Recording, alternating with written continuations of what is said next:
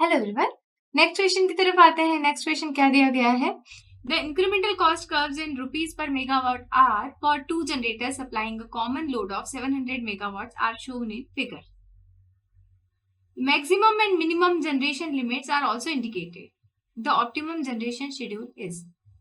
ये आपको दो ग्राफ बताए हैं, जनरेटर ए का और जनरेटर बी का, दोनों के मिनिमम एंड मैक्सिमम पावर्स बताई हुई हैं। और एक इसका ग्राफ है, इंक्रीमेंटल कॉस्ट का ग्राफ है विद रिस्पेक्ट टू पावर, और उसकी यूनिट क्या है? Rupees per megawatt are incremental cost की। ठीक है, आपको ये ऑप्शंस दिए हुए हैं, आपको शेड्यूलिंग बताना है कि जनरेटर ए और जनरेटर बी का क्या शेड्यूल होना चाहिए।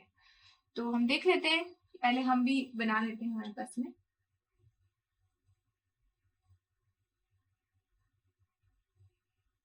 इस प्रकार से है, यहाँ 200 मेगावाट है, यहाँ 450 मेगावाट। ये पावर है और ये incremental cost in rupees per megawatt are. यहाँ 600 है, ये 450 है। सिमिलरली सेकेंड हमें बता दिया गया है क्या? ये पावर है, ये इंक्रीमेंटल कॉस्ट है, जो काय में है रुपीज पर मेगावाट आर में है।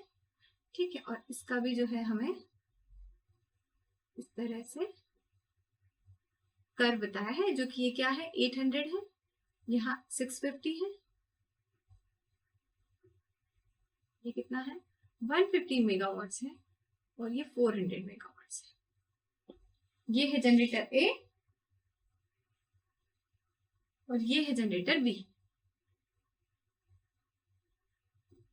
ठीक है, बाकी ऑप्शन दिए हुए हैं, तो आपको सॉल्व करना है पहले कि आपका क्या देखना है, ऑप्टिमम जनरेशन शेड्यूल क्या होगा आपके दोनों जनरेटर्स का, वो देखना है। ठीक है, तो यहाँ यदि हम पहले जनरेटर की बात करते हैं, जनरेटर ए की, तो मिनिमम इंक्रीमेंटल कॉस्ट कितनी है यहाँ पे? तो मिनिमम इंक्रीमेंटल कॉस्ट है 450, मैक्सिमम कितनी है? 600। अच्छा, दूसरे जनरेटर की यदि हम बात करते हैं तो मिनिमम कितनी है? 650, which is greater than first generator की मैक्सिमम कॉस्ट। ठीक है, यहां देख लेते हैं, maximum incremental cost of generator 1 या generator A is equal to कितना है? 600। उस समय लोड क्या है जब 600 है? तब एट 450 मेगावाट्स। सेकेंड की बात करें, यहां मिनिमम देखते हैं, मिनिमम जो है वो इससे ज्यादा है, इसलिए हम कंपेयर करें किससे? मिनिमम से। Minimum incremental cost of generator B is equal to 650, और उस समय लोड कितना है? At 150 megawatts. इसका मतलब मैक्सिमम जो इंक्रीमेंटल कॉस्ट है ए जनरेटर की, वो किससे लेस देन है? वो है बी की जो मिनिमम कॉस्ट है उससे कम है। तो इसलिए क्या होगा? जनरेटर ए जो रहेगा वो उसकी मैक्सिमम आउटपुट पे, मैक्सिमम कैपेसिटी पे काम करेगा। वो कितना है? 450 मेगावाट। चूंकि मैक्सिमम वैल्यू ऑफ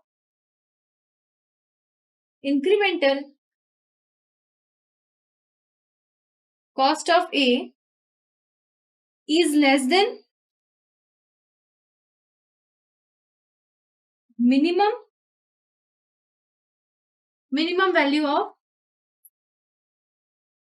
B, है ना? मैक्सिमम वैल्यू जो है वो इसकी मिनिमम से भी ज्यादा है, मिनिमम से भी कम है, इसकी मिनिमम से भी कम है, इसलिए हम क्या बोलेंगे? जनरेटर ए जो रहेगा, generator A, therefore generator A will operate at its maximum output, जो कि कितना है? which is equal to 450 megawatts। अब हम जानते हैं हमारा लोड कितना है, हमें कितना लोड दिया हुआ है? Common load is equal to 700 megawatt. ये डिसाइड हो गया, जनरेटर 1 कितना करेगा, जनरेटर ए कितना करेगा?